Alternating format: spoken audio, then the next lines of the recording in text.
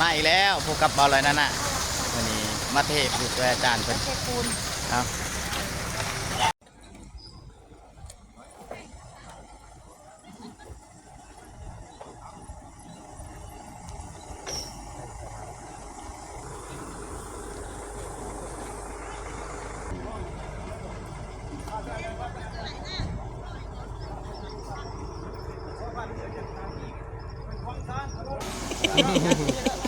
โอ้ยวันนี้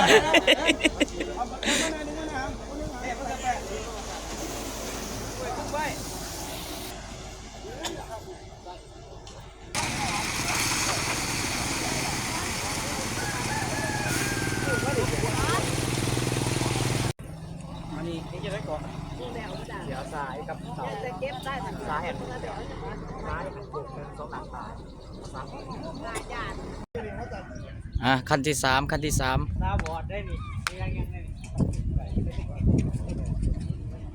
รู้ไหม